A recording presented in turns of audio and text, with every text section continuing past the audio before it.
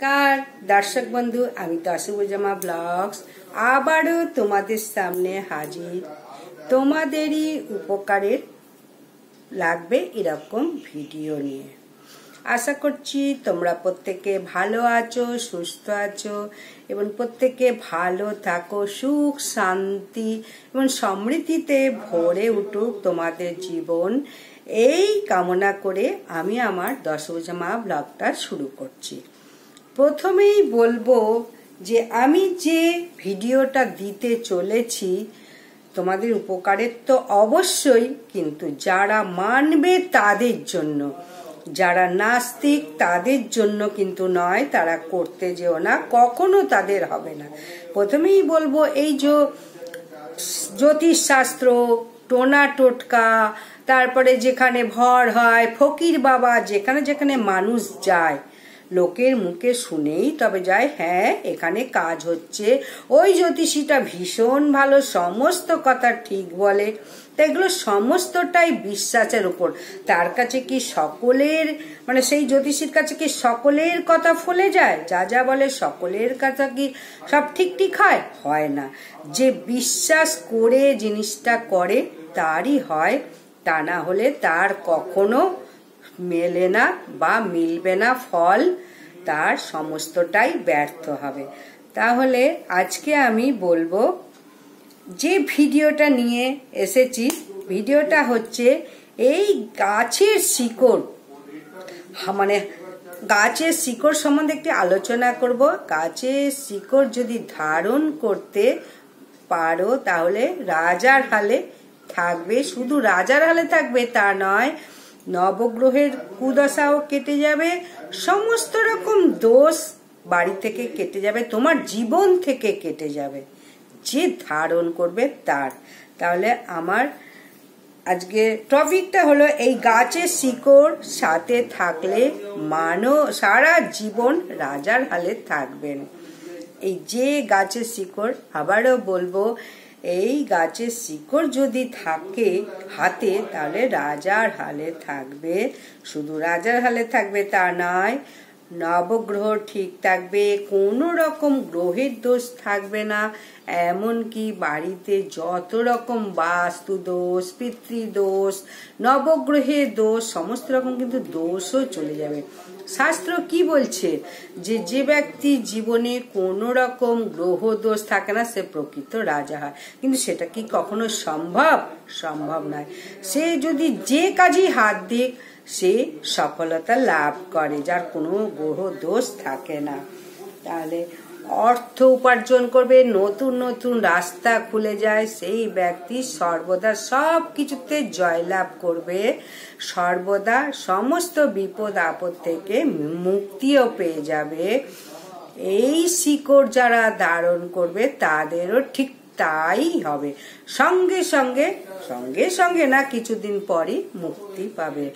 স্বয়ং ভগবান পরমেশ্বর শ্রীকৃষ্ণ, রাধারানী, হনুমানজি, গণেশজি, স্বয়ং ভোলে বাবাও এই মানুষগুলোকে রক্ষা করে। আর এই শিকড়টা মানুষের গায়ে হাতে যদি থাকে হনুমানজি ভীষণ সন্তুষ্ট হন। আর এই গাছের শিকড় যদি ধারণ করো তাহলে বুঝতেই পারবে এক মাসে সমস্ত কাজে কিভাবে সফল হচ্ছ। তাহলে এই গাছের শিকড় কবে ধারণ করতে হবে? এই গাছের শিকড় যে কোনো মঙ্গলবার ধারণ করো। যত রকমের আটকে থাকা বাধা বিপত্তির কাজগুলো, এই কাজগুলো সমস্ত সফল হবে। অর্থ যশ সৌভাগ্যশালী এবং এর সঙ্গে সমস্ত গ্রহ সতেজ এবং মজবুত হয়ে যাবে। তাই এই গাছের শিকড় ধারণ করলে ভালোই হবে, কিন্তু এই জিনিসটা খুব চুপি সারে করতে হবে, কাউকে বললে হবে না। ব্যবসা চাকরি জীবন পড়াশোনা আয় উন্নতি যা কিছু শুভ সবকিছু কিন্তু বেড়ে উঠেছে। আর এইগুলো যদি গাছের শিকড়টা ধারণ করে তো ওইগুলো সমস্ত কিছু হচ্ছে, কিন্তু কাউকে বললে হবে না।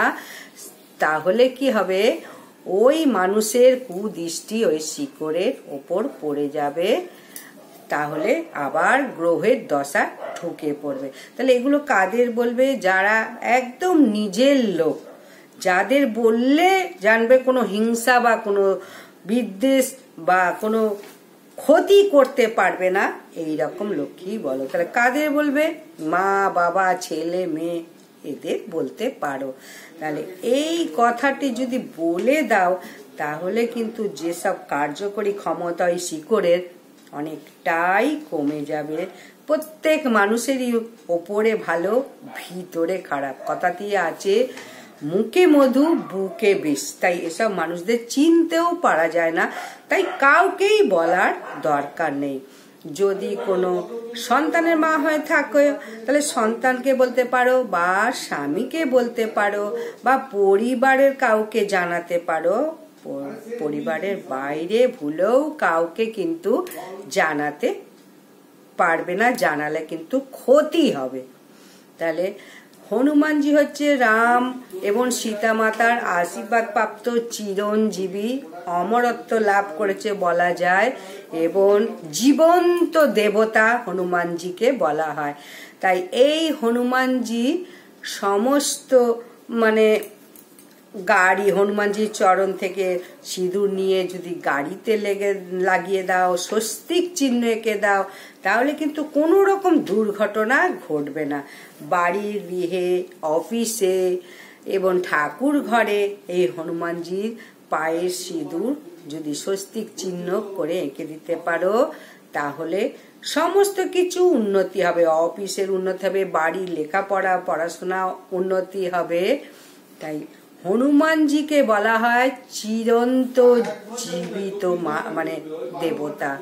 সীতা মাতা হনুমানজিকে আশীর্বাদ করেছেন যে তুমি কলিযুগে ধরা ধামে তোমার চিরঞ্জীবী, তোমাকে আশীর্বাদ করলাম, তুমি সারা জীবন তুমি বেঁচে থাকো, তুমি কিন্তু সমস্ত তোমার মনস্কামনা পূর্ণ হবে, তোমাকে যে ব্যক্তি মন ভরে ডাকবে সমস্ত রকমের বিপদ আপদ থেকে মুক্তি পাবে।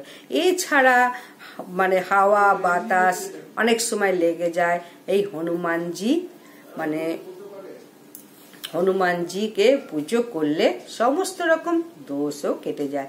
শ্রীরাম এবং সীতা মাতার আশীর্বাদে কলিযুগে আজও এই জীবিত চিরঞ্জীবী রূপে জাগ্রত হয়ে আছে আমাদের ধরিত্রীতে। এই হনুমানজি এতটাই জীবন্ত।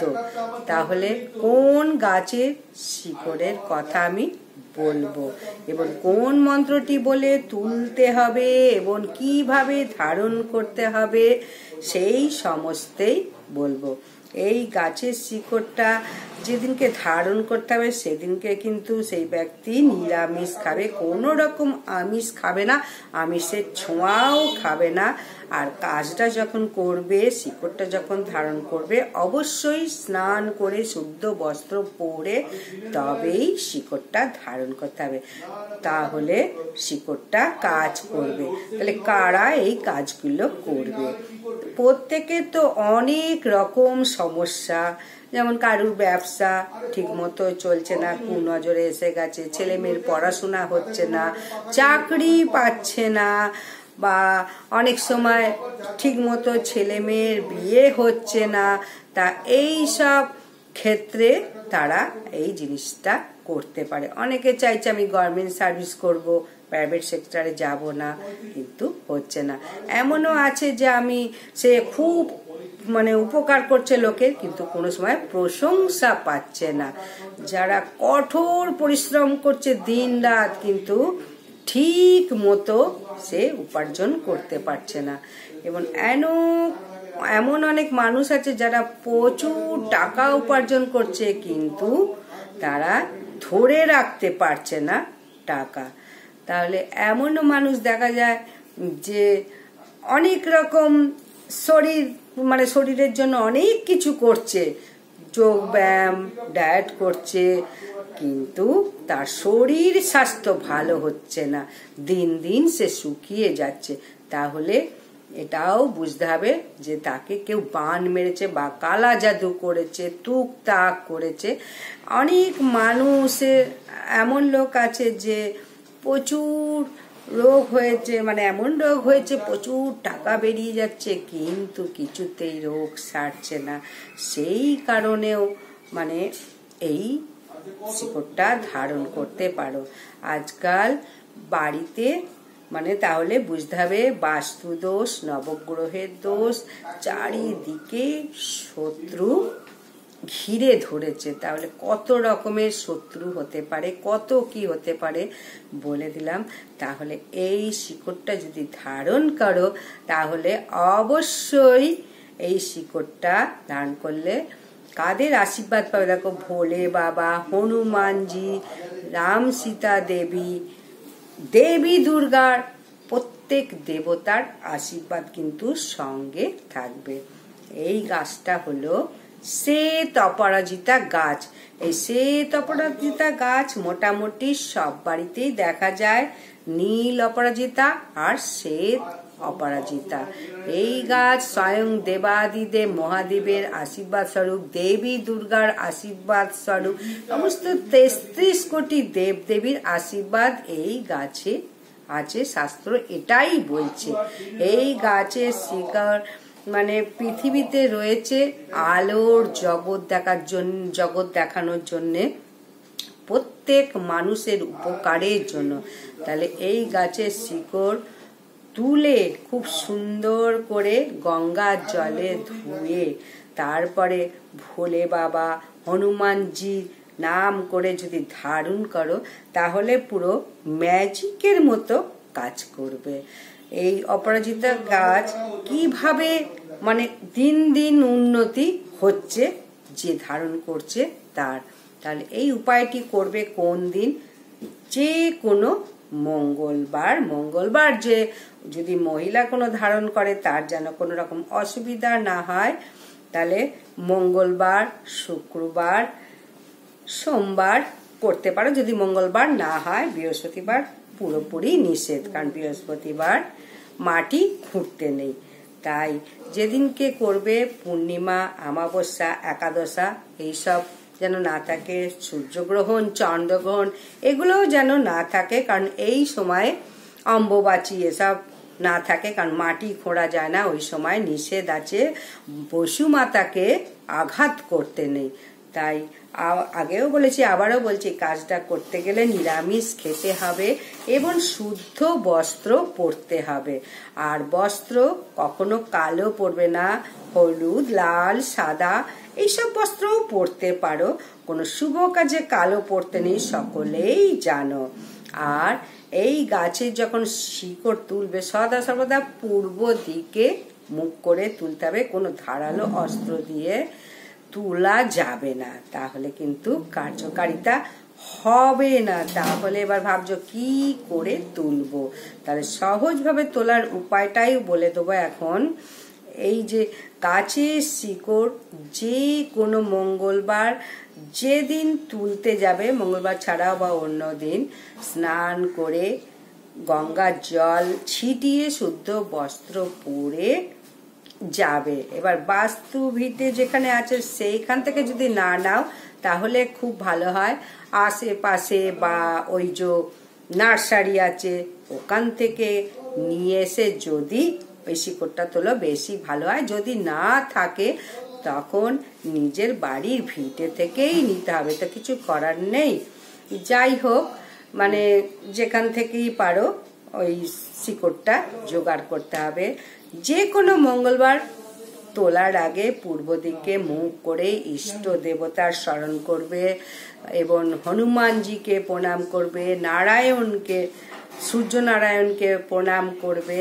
আর এটা সবসময় দুপুর বেলা মানে দিনের বেলা করতে হবে, সূর্য থাকতে থাকতে করতে হবে, অন্য সময় করলে কিন্তু হবে না।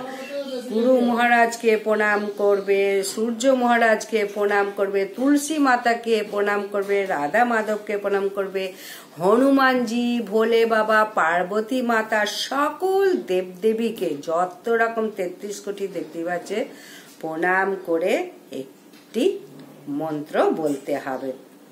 যদি মন্ত্রটা বলতে পারো ভালো। ওং নমো ভগবতে বাসুদেবায় নমো 3 বার। ওং নমো ভগবতে বাসুদেবায় নমো, ওং নমো ভগবতে বাসুদেবায় নমো বলে 3 বার প্রণাম করবে। আর যদি এই মন্ত্রটা না মনে থাকে, জয় রাধা কৃষ্ণ, জয় রাধা কৃষ্ণ, জয় রাধা কৃষ্ণ, এটাও যদি না মনে থাকে, ওং নমঃ শিবায়, ওং নমঃ শিবায়, ওং নমঃ শিবায় বলে প্রণাম করে একদমে নিঃশ্বাসটাকে ধরে রেখে কোনো দিকে না তাকিয়ে সূর্যদেবের দিকে তাকিয়ে গাছটাকে ধরে একদমে তুলতে হবে। তাহলে প্রণাম করে যা কিছু বাসনা, মনের ইচ্ছা বা মনের কামনা, সেইটা অন্তর থেকে বলতে হবে। সমস্ত ভগবানকে স্মরণ করে সেই মনের ইচ্ছাটা বলবে। তারপরে চুপচাপ গৃহে চলে আসবে, তুলে দিয়ে সুন্দরভাবে ভালো করে গঙ্গার জল বা শুদ্ধ জল দিয়ে ধুতে পারো। আর যদি গঙ্গা জল না থাকে অবশ্যই শুদ্ধ জল দিয়ে ধুয়ে, আবারও বলবো গঙ্গার জল ছিটিয়ে যেভাবে মানে ঠাকুর দেবতাকে পুজো করো সেইভাবে পুজো করো। এটা সন্ধেবেলাও ধারণ করতে পারো বা তুলে এনে সঙ্গে সঙ্গেও ধারণ করতে পারো, কিন্তু সূর্য দেবতা থাকতে থাকতে তুলে আনার পর পরিষ্কার করে ধুয়ে ঠাকুরের সিংহাসনে ভালো একটা পাত্রে তুলে রাখতে হবে। একে ধূপ দীপ নৈবেদ্য যেসব দিয়ে পুজো করা হয় নিজের গৃহ দেবতাকে, সেইভাবে পুজো করে 1 ঘটি জল নিবেদন করে আতপ চাল দিয়ে সূর্য দেবতা নারায়ণকে প্রণাম করে, সূর্য দেবতা হচ্ছে রবি, মান সম্মান, শরীর স্বাস্থ্য সমস্ত কিছু কিন্তু এই সূর্য দেবতা ভালো রাখে। আর সূর্য দেবতার খুব প্রিয় ফুল, যে সূর্য দেবতা আশীর্বাদ করেছিলেন যে এই গৃহে যে ফুল থাকবে কোনো রকম রোগ ব্যাধি থাকবে না, রবির দশা থাকবে না। তাই অবশ্যই সূর্যদেবকে প্রণাম করতে হবে। তারপর তুলসী মহারানীকে 1 ঘটি জল দিতে হবে। জয় শ্রীকৃষ্ণ, জয় শ্রীকৃষ্ণ, জয় কৃষ্ণ করে তুলসী মহারানীকে জল দেবেন। তারপরে যদি পরিক্রমা করার সম্ভব হয় 4 বার পরিক্রমা করো, আর না হলে হাত দিয়েই পরিক্রমা করো।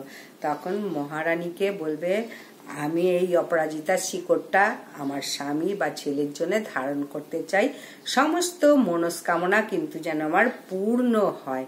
তবে ঘরে এসে যেভাবে ভগবানকে পুজো করা হয় সেইভাবে ওই শিকড়টাকে পুজো করে সমস্ত ঠাকুরের পায়ে ঠেকিয়ে সিঁদুর এবং চন্দন একটু ওই শিকড়ে ঠাকাতে হবে। তারপরে ঠেকিয়ে ভগবানকে বলতে হবে যা যা মনের ইচ্ছা, মনের বাসনা, মনের কামনা ভগবানকে জানিয়ে একজন ভগবানের সঙ্গে মানে আত্মার সম্পর্ক, হৃদয়ের সম্পর্ক, যখন হৃদয় থেকে যখন যা বলা হয় ভগবানকে ঠিক উনি শুনবেন এবং সমস্ত ইচ্ছা পূরণ করবে। এই গাছে 33 কোটি দেব দেবীর আশীর্বাদ রয়েছে। তারপরে ওই শিকড়টা লাল বা হলুদ ধাগাতে ধারণ করতে পারো। আর যদি নারী হন বাঁ হাতে আর পুরুষ হলে ডান হাতে ধারণ করতে হবে। অল্প ছোট করে কেটে নিয়ে ধাগা করে বেঁধে দাও। আর যদি বাচ্চা হয় তাকেও ছোট করে মানে বেঁধে দাও। আর যদি দেখলে অনেকে মনে হয় যে না এটা ঠিক না, তখন লাল বা হলুদ কাপড় দিয়ে বেঁধেও সুন্দর করে বেঁধে দিতে পারো। আবার এটাও হতে পারে অনেক সময় মাদুলির ভিতরে ঢুকিয়েও ব্যবহার করতে পারো। তাহলে এই জিনিসটা যখন থেকে ধারণ করবে সেদিনকে কিন্তু অবশ্যই নিরামিষ খাবে। মানে 1 সপ্তাহ 15 দিনের মধ্যেই বুঝতে পারবে যে কতটা উপকার হচ্ছে আস্তে আস্তে। আর প্রত্যেক দিন ভগবানের নাম করবে। হনুমান চল্লিশা তো অবশ্যই পাঠ করবে, যেদিন ধারণ করবে সেদিনও হনুমান চল্লিশাটা পাঠ করবে। প্রত্যহ হনুমান চল্লিশা পাঠ করো। যারা পাঠ করতে পারছে না তাদের শোনাও, তাহলে অনেক রকম সমস্ত কষ্ট, দুঃখ, দুর্দশা, বাস্তুদোষ সমস্ত দোষ থেকে কিন্তু মুক্তি পাবে। এই উপায়টা করলে মনস্কামনা পূর্ণ হবেই হবে। এতটাই উপকারিতা যে এটা পরীক্ষিত। আগেকার ঋষিরা এইভাবেই জিনিস ধারণ করতে, এইসব জিনিস। এখন লোকে কি করছে, পাথর ধারণ করছে। কিন্তু পাথরে কি সবসময় সমস্ত কিছু কাজ সফল হয়? এত এত টাকা যায় কিন্তু কোনো কাজ সফল হয় না। তাই প্রথমেই বলবো, যদি পারো বিশ্বাস করে এই ক্রিয়াটি করো।